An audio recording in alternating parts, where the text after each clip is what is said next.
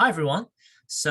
Recently I come across a community post by Life of Lego showing evidence that the Queen Shield in the Lion's Knight Castle is a stickered element. So yeah, I think that's pretty interesting because this is supposed to be the most expensive set ever, at least in the castle theme, and Lego is apparently cheaping out. If that's true, I think that would be quite disappointing. It wouldn't be particularly surprising because it's not the first time that Lego has done something like that. No, but that was back in the days, back in maybe early 2000 when printed elements aren't really a thing yet. But then nowadays we're in 2022 and many of these similar elements, uh, particularly for shield pieces, Lego does not normally cheap out. Of course, there are some really new printed elements, and they might think it's a good idea to sort of save cost, and particularly for one of those one-off prints, they might want to just do stickers instead of having to spend so much money on actually creating those prints. But I don't know. I mean, I would be disappointed if that's the case, but it's only one photo and it's poorly rendered. I think it would be too soon to have any judgments. If you look at the official pictures, it's very difficult to say. I mean, again, they could be rendered, and yeah, I mean, for a lot of these pieces, it's pretty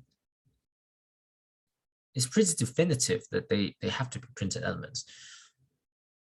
And I don't think it will make much sense for Lego to just have the Queen's Shield to be a sticker element. If they were to do stickers on shields, then they would do stickers on many more shields.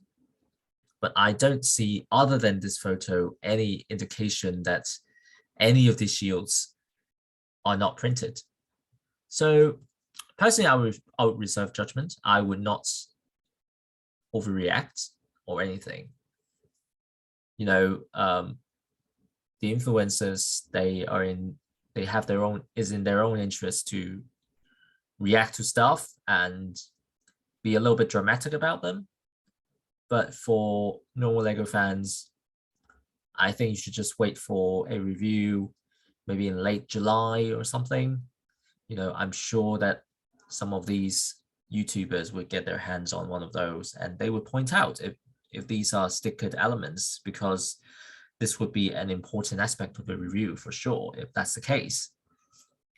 So I would still believe that these are printed elements. This could just be the lighting, the poor resolution, and all that.